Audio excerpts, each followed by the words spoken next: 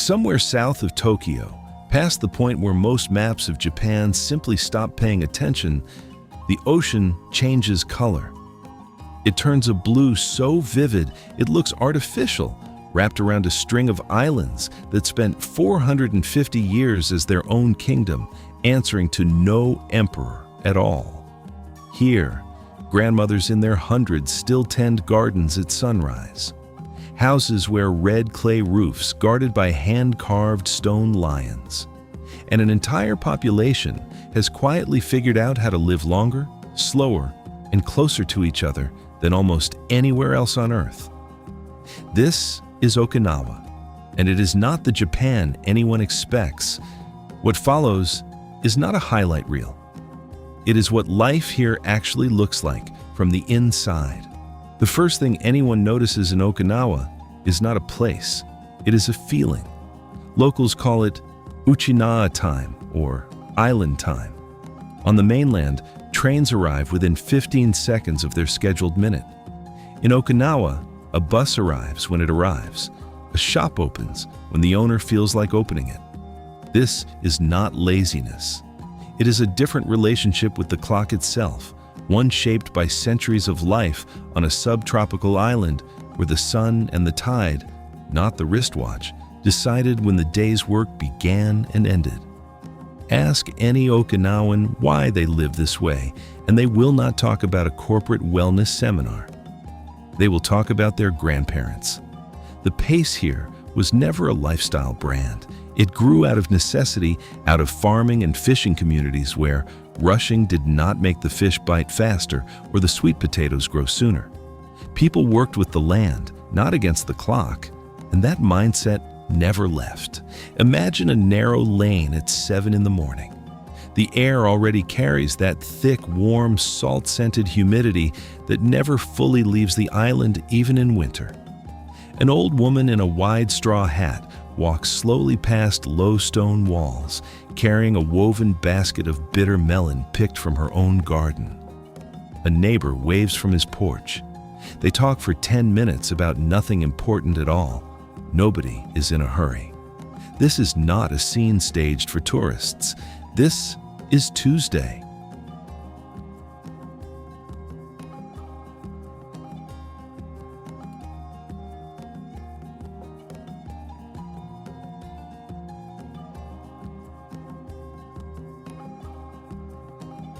If Okinawa time explains the pace of Okinawa, another word explains its soul: Yuimaru. It roughly translates to mutual help, but that translation barely scratches the surface. Yuimaru is the invisible thread that holds entire neighborhoods together. It means when someone's roof needs fixing after a typhoon, 5 neighbors show up without being asked.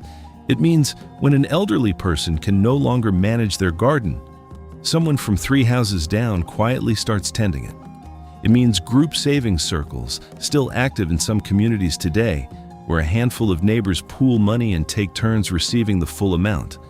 An old system born generations ago when banks were out of reach for ordinary farming families. These circles have a name of their own, moai, and in some villages, they have outlasted the very reason they were created. Long after banks became easy to reach, people kept the moai going anyway, not for the money, but for the once-a-month excuse to sit down together, eat, and check in on each other's lives. And typhoons are not an occasional inconvenience here. The islands sit directly in one of the most active storm corridors on the planet, with multiple typhoons brushing past or making landfall in a single season some years, which is exactly why Yuimaru had to become permanent infrastructure rather than an occasional kindness. This is not nostalgia. It is infrastructure. Yuimaru is why an island that has weathered war, poverty, and typhoon after typhoon has never lost its sense of community. Elders are not sent away here. They are woven into daily life, consulted, respected, visited. In almost any village, grown children can be seen stopping by their parents' homes, not out of obligation, but out of habit. The same habit their parents had with their own parents.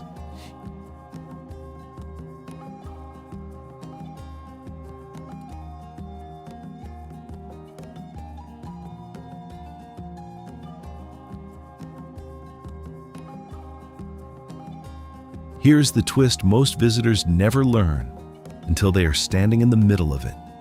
Okinawa was not always Japan. For roughly 450 years, from 1429 until 1879, these islands were an independent nation called the Ryukyu Kingdom, with its own language, its own king, its own trade routes stretching to China, Korea, and Southeast Asia. Naha was not a Japanese port. It was a Ryukyuan capital, trading silk and porcelain long before it ever answered to Tokyo. The kingdom itself was born out of necessity. Before 1429, the main island was splintered into 3 rival domains until a ruler named Shohashi unified them into a single throne. A small island with no real natural resources of its own, Ryukyu found its survival strategy in becoming indispensable to everyone else. When China's Ming dynasty banned its own citizens from private ocean trade, Ryukyu stepped into the gap as a licensed go-between, carrying Chinese silk to Japan, Southeast Asian spices back to China, and its own sulfur to whoever would buy it. Over the centuries of the tribute relationship with China, Ryukyu sent well over 100 official missions across the sea, and young Ryukyuan nobles were sent to study in Nanjing itself, mastering Chinese language, philosophy, and court etiquette so thoroughly that one Chinese emperor honored the kingdom with a title that translates roughly to the land of propriety. A bronze bell hung at the gates of Shuri Castle in 1458 put the kingdom's entire self-image into a single inscription, describing Ryukyu as a bridge between all nations. Even after a Japanese domain called Satsuma invaded in 1609 and folded the kingdom into a quiet, unofficial subordination to Japan, Ryukyu kept sending its tribute missions to China anyway. Technically loyal to 2 empires at once, a diplomatic tightrope that lasted for another 2.5 centuries until Japan formally abolished the kingdom and annexed it as Okinawa Prefecture in 1879. This history is not buried in a museum somewhere. It is stitched into everything visible on the island. The red clay roof tiles on Okinawan houses did not come from mainland Japan. They came through Ryukyu's trading relationship with China, and for centuries, only aristocrats were allowed to use them, while ordinary families lived under thatched roofs. It was only after the kingdom's fall in the late 19th century that red tiles slowly became available to everyone, which is why an entire village today can be covered in that same warm terracotta color, roof after roof, glowing at sunset like the whole town is on fire in the gentlest possible way. Look closer at those roofs, and a strange little guardian sits on almost every one of them. A stone lion dog with a wide open mouth or a closed one, usually in pairs. This is the shisa. One mouth open to invite good fortune in, one mouth closed to keep misfortune out. They sit on rooftops, gate posts, and shop counters across the islands, and every single one is slightly different, because for generations tile makers hand-shaped each one themselves. There is no factory template for a shisa's face. Every house gets its own personality staring back at the street, and the low stone walls surrounding older homes are not decoration either. They are typhoon architecture, built by people who learned the hard way that this island sits directly in the path of the Pacific's most violent storms. The walls block wind. The tiles are layered and sealed with white plaster, so rain cannot lift them free in 100-mile-an-hour gusts. Every element of traditional Okinawan design, the low-profile houses, the thick walls, the sealed roofs, exists because someone's ancestors survived a storm that took their neighbor's home and decided never again. Today's Okinawa Prefecture is actually made up of far more islands than most people realize, roughly 160 of them scattered across a stretch of ocean with only about 49 inhabited. The main island alone runs about 400 kilometers north to south if you count the surrounding chain, which is part of why the culture, the dialect, and even the food can shift noticeably depending on which end of the prefecture someone grew up on.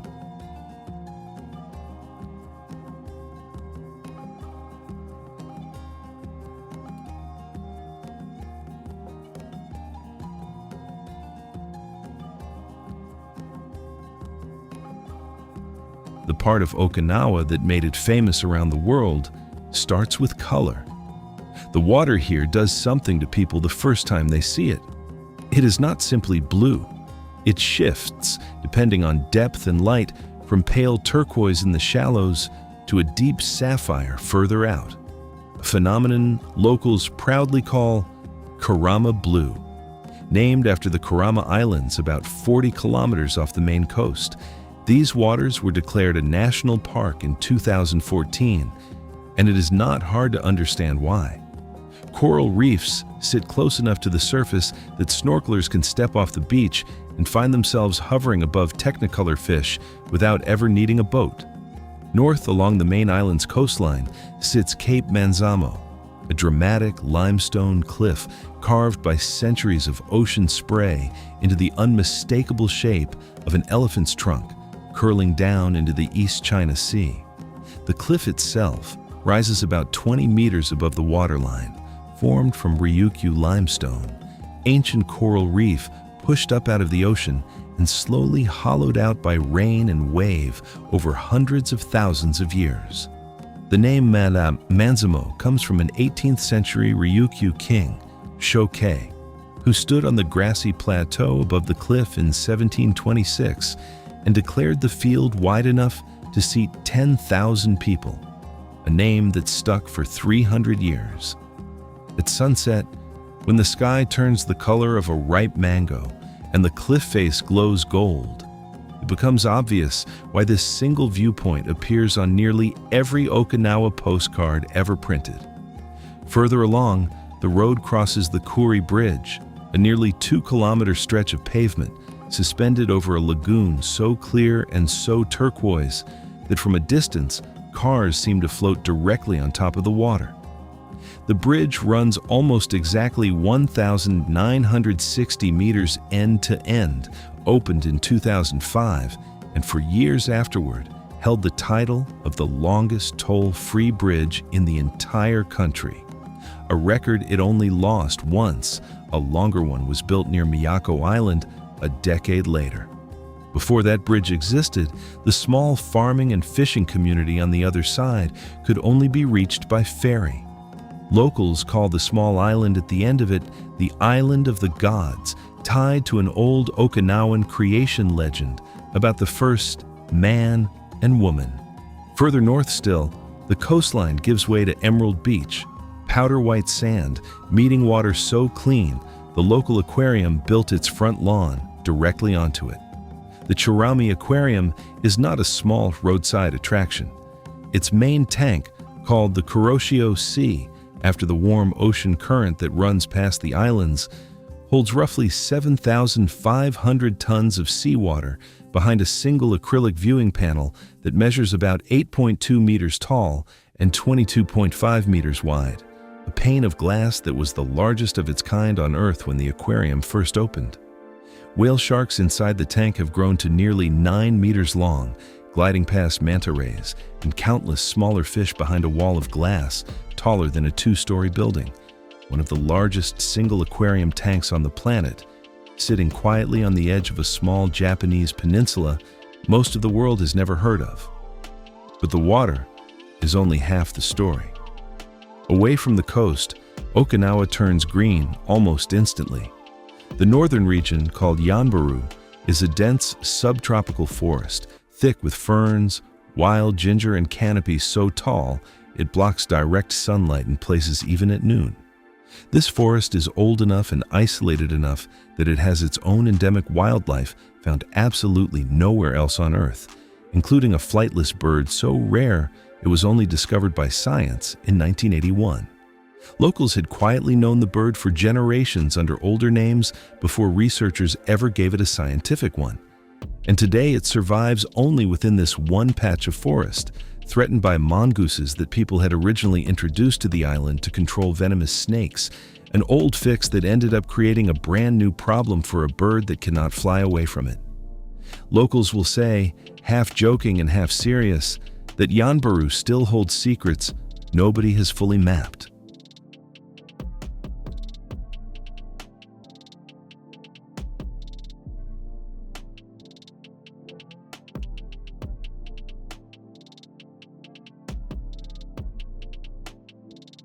For decades, researchers studying human longevity kept circling back to the same tiny prefecture. Okinawa has one of the highest concentrations of people living past 100 years old anywhere on the planet. Enough that scientists eventually classified it as one of the world's 5 blue zones, regions where people consistently live longer, healthier lives than the global average. Since 1976, a long-running study here has tracked hundreds of centenarians, looking for the pattern behind it. That research project, known as the Okinawa Centenarian Study, has gone on to examine more than 900 centenarians in their own homes over the decades, making it the longest-running study of its kind anywhere in the world. What the researchers found was startling by any measure. In most industrialized countries, roughly 10 to 20 people out of every 100,000 live to see their 100th birthday. In Okinawa, that number has run as high as 40 to 50 per 100,000, more than double the rate almost anywhere else on the planet. The same research found that Okinawan elders were reaching those ages with a fraction of the disease that typically comes with old age elsewhere, far lower rates of heart disease, meaningfully lower rates of breast, prostate, and colon cancer, and noticeably less dementia than their counterparts in the West. What researchers found traces back to a very ordinary-looking plate of food.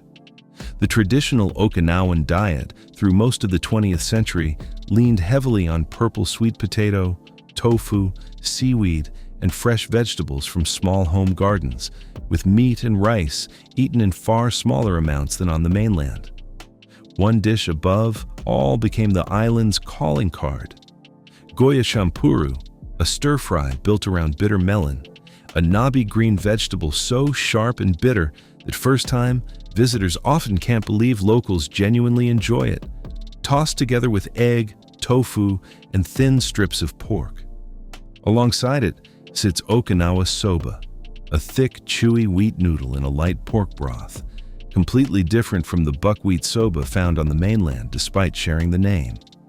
There is also a habit tied to the food that matters just as much as the food itself. Older generations here practice something called hara hachi-bu, eating until roughly 80% full rather than stuffed, a small daily discipline repeated for an entire lifetime. Here's the twist. In recent years, some researchers have pushed back hard on the popular Blue Zone story, pointing out that modern Okinawa actually ranks among the highest in Japan for obesity, and that younger generations here eat noticeably fewer vegetables than their grandparents did. The truth sitting underneath the headline is more interesting than the headline itself. The extraordinary longevity being studied belongs to a specific generation, people who built their eating habits during the harder decades of the mid-20th century when food was scarce.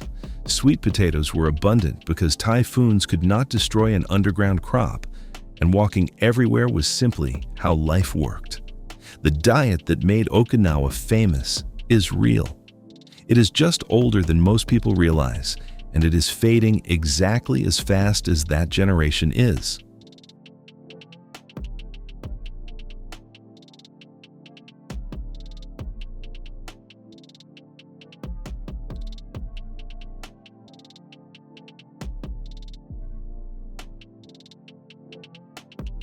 A real day here, not the highlight reel, follows its own rhythm.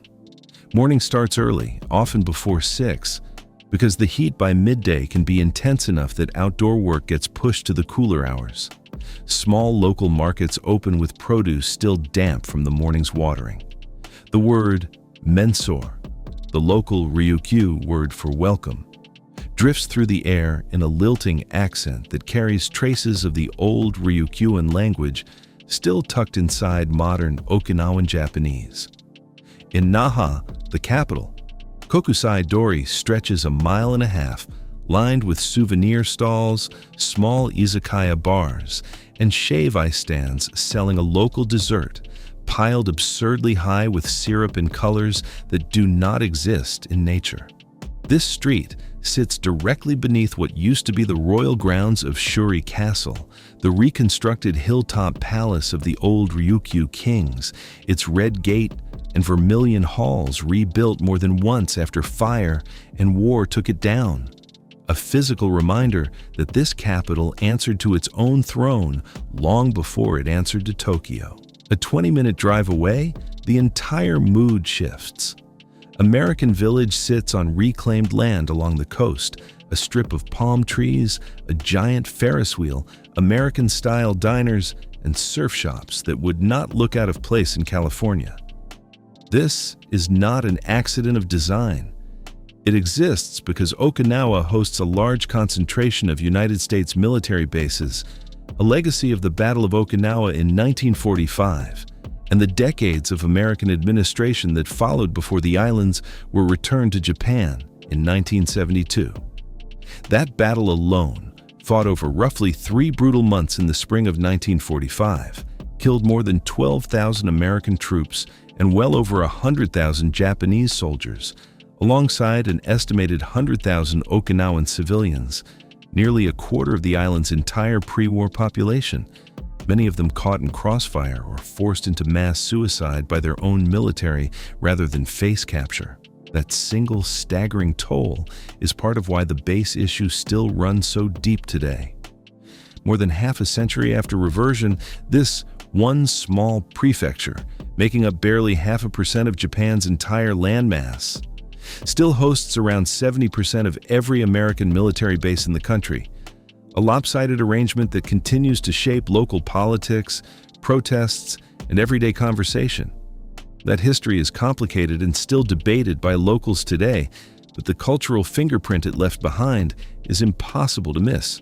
Taco rice on local menus, English signage next to Japanese, a burger and a bowl of Okinawa soba sold from stalls 20 feet apart. By evening, the sound of the sanshin drifts out of small bars, a 3-stringed instrument covered in snakeskin, its tone lower and rounder than the Japanese shamisen it is often compared to. Aiza drummers, descendants of a centuries-old festival dance meant to guide ancestral spirits, still perform at summer festivals with a physicality closer to a war dance than a polite cultural show. One performance in person makes it instantly clear that this is not a museum piece. It is alive, loud, and performed by teenagers as often as elders.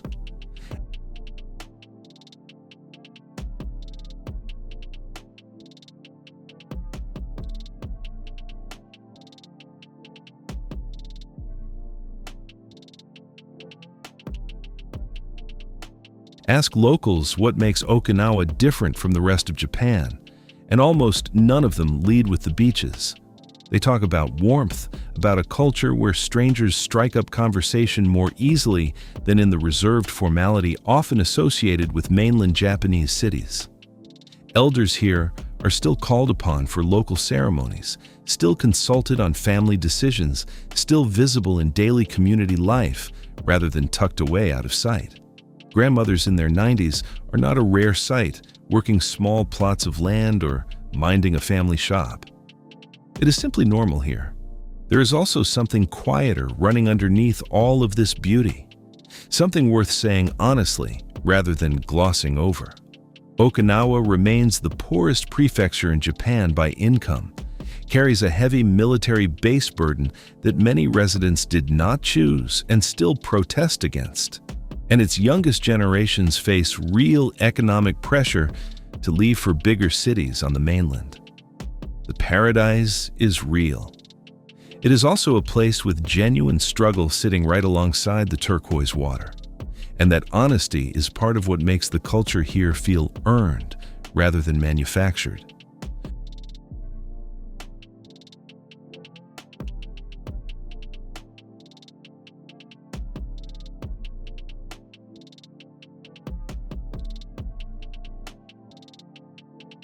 Mornings here begin with cicadas so loud they practically vibrate the windows, air already warm at 7, and a 15-minute drive to a beach so empty on a weekday morning that a single set of footprints is the only one in the sand. Neighbors leave bags of homegrown mangoes on doorsteps for no reason at all, because that is simply what neighbors do here. A typical Sunday might mean snorkeling until noon, a bowl of Okinawa soba for lunch, and an afternoon nap in a hammock strung between two trees, because the heat genuinely demands it, and nobody here apologizes for resting. This is what people mean when they say, Okinawa changes a person's relationship with time itself. It is not a slogan on a tourism brochure. It is hundreds of small daily choices made by an entire island over generations to value a slower rhythm, deep community bonds, and food grown close to home over speed and convenience. Visitors who come for a week often say the same thing on their last night. They did not expect to feel homesick for a place they had only just met. The name Okinawa in Japanese loosely translates to a rope in the offing, a reference to how the islands appear from a distance out at sea, like a thin rope stretched across the horizon.